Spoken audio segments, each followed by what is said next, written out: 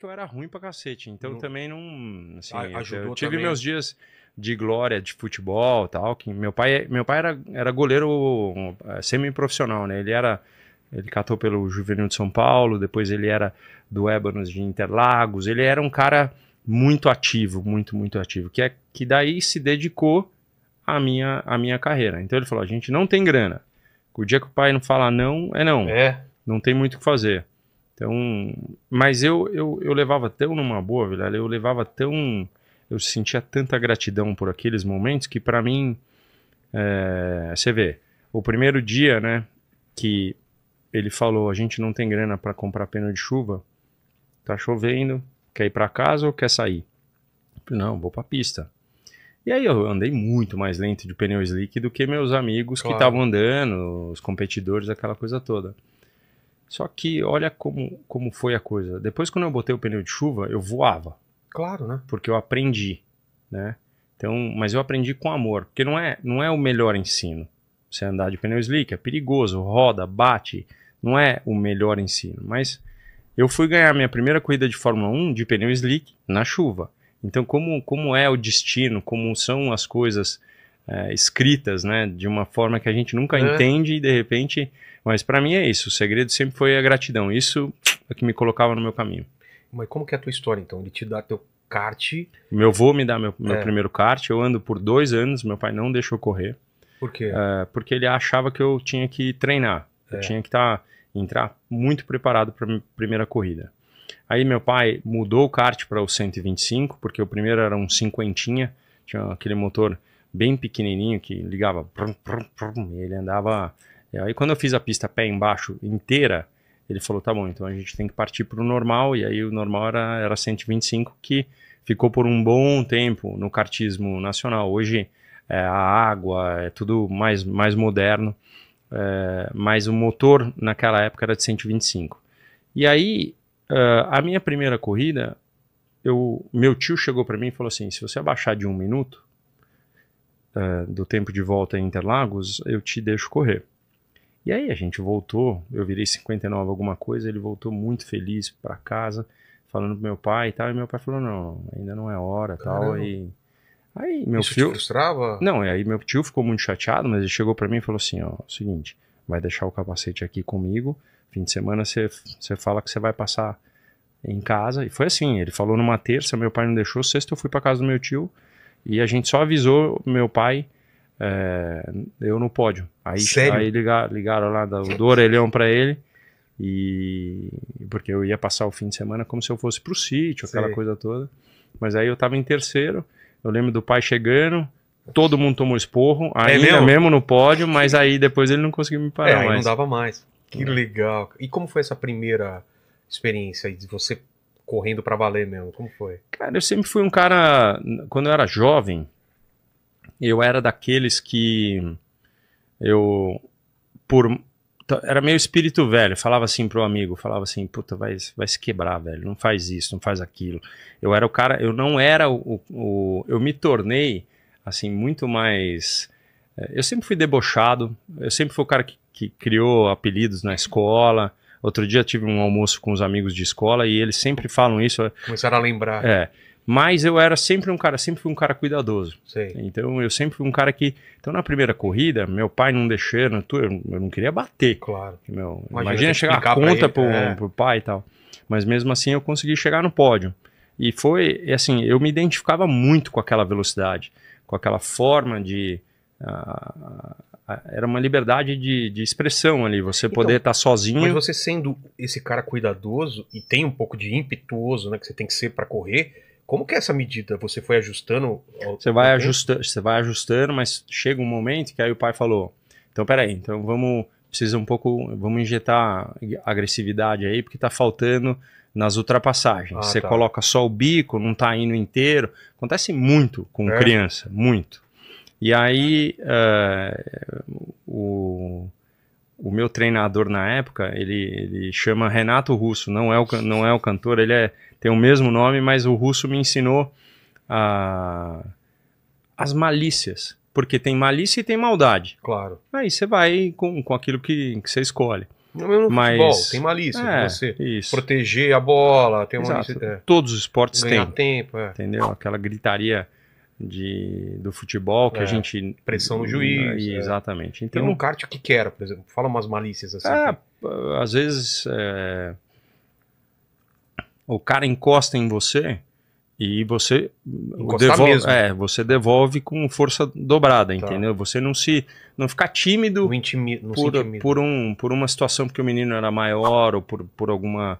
Então ele me ensinou a ter o toque, a fazer a ultrapassagem e ver que o kart não encavalava, que podia bater roda com roda, porque na época não tinha carenagem, então você podia passar roda em cima da roda, você saia capotando. Então o russo me ensinou basicamente a eu ter malícia, porque daí o que aconteceu? Aí eu fui até desclassificado de uma prova porque eu joguei um amiguinho para fora. Porque você começa, é como quando às vezes você coloca o garoto no judô para ele se proteger, mas aí volta a escrito da escola que ele bateu em alguém. Entendi. Até ele entender que aquilo é para proteção dele, que ele tem que usar com respeito, que ele tem... o mesmo aconteceu na corrida. Eu, na primeira hora, já mandei um longe. Aí você entendeu que... Mas você coloca respeito, e daí você vai indo. Mas eu fui ficar mais agressivo mesmo, mais pra frente, que aí você vai criando as oportunidades na tua vida, e aí elas vão vindo e você tem que saber usar. Fórmula 1, por exemplo, você tem que ser muito agressivo porque você tem freios assim, a carbono que você freia dentro, aquela coisa toda, mas você não encosta numa pessoa. Encostou, quebrou. Entendeu? Pode encostar, os carros são mais robustos hoje, mas não tem uma hora que quebra. Então você não entra pra bater. O Stock Car bate toda a prova. Bate toda a prova, encosta. Não é feito pra isso, mas encosta. Mas faz parte do show também, poder encostar, aquela coisinha esse é meu espaço, dar o seu e tal. Então, como foi essa tua trajetória, então? Você começou a planejar a partir daí que ou não te passava pela cabeça, um dia eu vou chegar na Fórmula 1, era uma coisa distante? Você queria pensar mais um momento ou existia esse sonho? Não, na verdade, hoje eu tenho uma palestra que fala disso, exatamente para mostrar, a palestra motivacional, porque ela mostra uma história que era 1% de chance de dar certo. Era improvável. O filho do dono de material de construção não tinha dinheiro. Então, não tinha o perfil de um piloto que poderia... Então, várias vezes meu pai falou, pô, a gente não vai pro brasileiro porque, puta, não tem dinheiro e tal. Não, puta, o pai vendeu o carro, vamos. Entendeu? E aí, muitas vezes. Por isso que quando a pessoa vê, o cara ganhou a corrida lá em Hockenheim, eu choro porque me veio na cabeça a venda do Fiat 147 para ir para aquele brasileiro. Para ir para aquele brasileiro, entendeu? De kart. Então, a palestra chama Melhor a Cada Volta. Melhor a cada volta significa eu lá, né, na minha corrida, tentando melhorar meu tempo, e melhor a cada volta é cada dia que a gente acorda.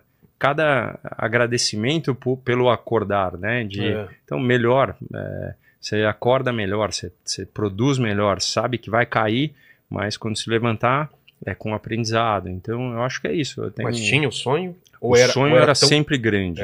O sonho sempre existiu. Eu subia no muro ali, via aqueles Fórmula 1 passando, e eu fui um cara de muita sorte. Com a casa da vovó, eu ia lá e via todos os treinos. Eu via Opala, eu via Fuscão, eu via Fórmula 1, eu via tudo. Então, não precisava de credencial para ficar vendo. E depois, como eu era filho dos Barrichellos que trabalhavam no portão 7 ali do autódromo com o material de construção, aí, puta, entrava com a bicicletinha, o cara me deixava entrar, e aí eu fiz muitos amigos, né, ali. Então eu trabalhei muito com o improvável, mas sempre com o sonho.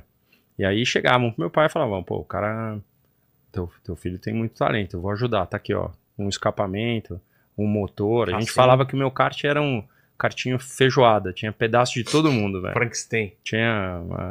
Ali era realmente uma coisa que as pessoas ajudaram muito, muito, muito, muito. E aí fui ganhando. Mas você foi também se interessando no funcionamento da parada. Eu sempre gostei. E meu pai, por desconhecer, ele diz isso, né? Eu parava no box e falava, pai, tá falhando. Ele fingia que mexia, então eu voltava, ele falava, eu voltava e falava, tá, continua falhando. Aí ele falou, pô, tá aí, ó, tá conhecendo mesmo. O pai não fez nada, tal. Então, o legal nosso é que sempre foi muito humilde, muito humilde. Ó, pai não tem condições de mexer, não sei o que é. A gente vai ter que andar ou falhando ou vai ter que esperar uma próxima vez. Meu pai é formado em administração, aquela coisa toda, e sempre ajudou a família a crescer, né? E o material de construção, ele era muito ocupado lá dentro. Então ele não teve a chance de estudar mecânica. O meu tio Dárcio dos Santos, o irmão da minha mãe, ele era o piloto, e por isso meu avô me deu o meu primeiro kart, aquela coisa. Mas eu perdi meu avô muito cedo, com 6 anos. Então,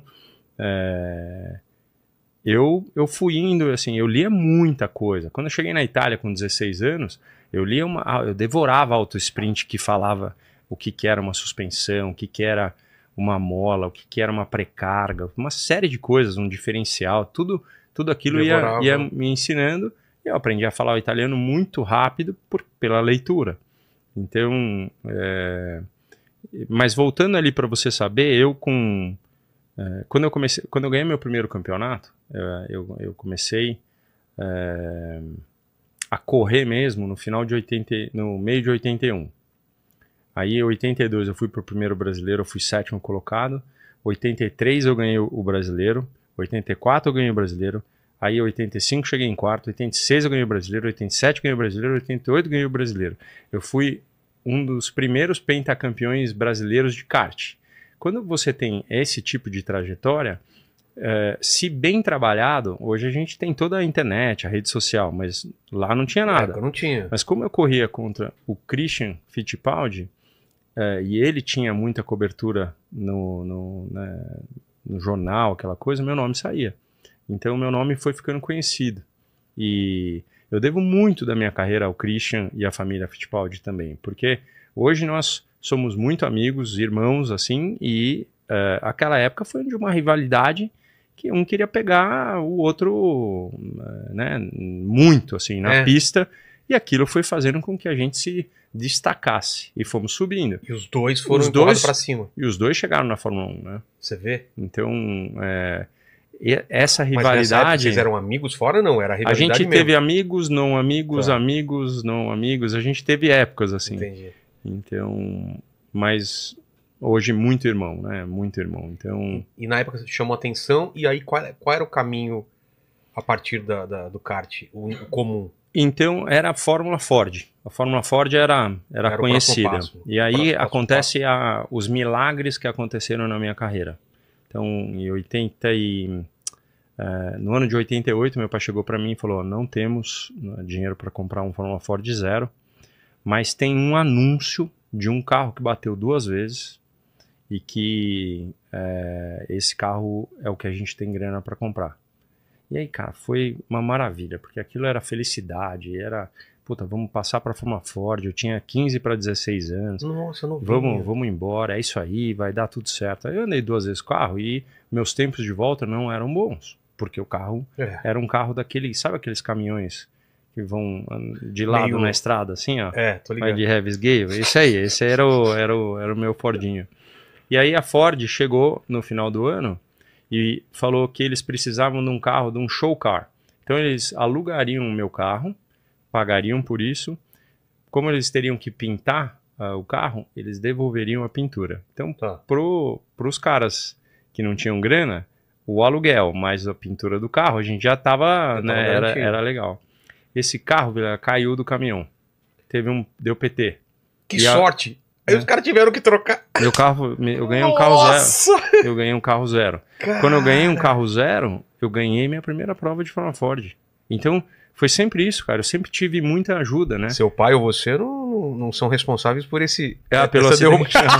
Né? Aí aparece atrás da moita, tá os dois lá. Muita coisa aconteceu na minha carreira. Eu em Hockenheim, quando eu tô para ganhar a minha primeira corrida, tava em terceiro antes da chuva toda. Entrou um cidadão, um alemão na pista, pleiteando uma greve, falando que ele não tinha sido pago, que ele tinha sido mandado embora, e aí colocaram um safety car. este safety car foi o que me colocou de volta na corrida. Então também perguntaram Você se eu vê? era amigo do cara. Entendeu? Sempre teve sempre assim, eu larguei em 18º nessa prova. Não tinha jeito de acontecer. Bem como o menininho não tinha jeito de chegar à Fórmula 1.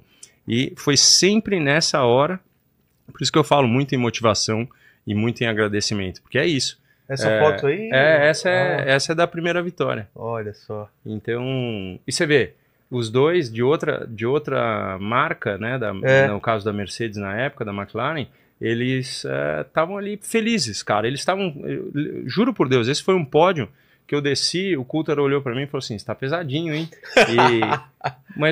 Mas com pura amizade, porque todo mundo sabia da luta que foi pra chegar. Todos lutaram, não tenha dúvida. Mas o meu acontecia assim, sabe? Então, se não tivessem acontecido essas coisas, tua vida poderia ser totalmente outra. Completamente. A maior chance era eu ter estudado engenharia mecânica, porque eu gostava daquilo, eu me dedicava àquilo, eu gosto disso até hoje. Eu me coloco hoje, a pessoa fala assim, mas por que você tem esse conhecimento de mexer nos carros? E o que é? E eu acho que eu tenho uma parte do corpo. Eu tinha muito medo de avião no começo. E aí eu fui ver que eu tenho uma sensibilidade tão grande no corpo, no movimento, que com aquilo eu via o movimento do avião antes de estar acontecendo e aquilo já me assustava. Entendi. Depois que eu vi que isso era a meu favor, eu vejo que eu bem apertado no carro com o cinto, eu consigo sentir o carro mais ainda. E usar isso a teu favor, muito a meu favor, entende? Então, aí foi sempre assim. Eu sempre quis muito conhecer o carro, mudar o carro. Eu fecho o olho, eu sinto o amortecedor, o manuseio dele, eu consigo... Quase um superpoder. Quase tão aguçado, né? Isso, mas é pura vontade, claro, né? Pura vontade. Claro. O meu filho, o Eduardo, também tem isso. Como se fosse uma extensão do teu corpo, isso, quase, né? Mas é uma extensão do corpo. Porque o pessoal também que anda de bicicleta, ou o skatista também tem... acaba fazendo parte do corpo dele, uma bem consciência isso. corporal, né? Se o cara não tem que pensar